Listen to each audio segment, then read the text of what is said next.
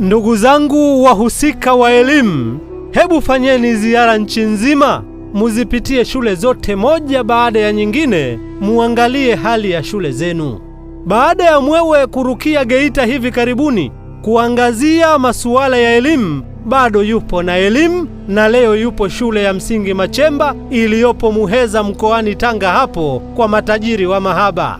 Ona shule hiyo, wanafunzi kukalia deski kwa zamu, saa moja juu ya deski, saa nyingine kuramba mchanga. Unawaona hao, na walimu wao darasa kwa zamu, lisali moja ndani ya darasa, saa jingine chini ya miti. Lo!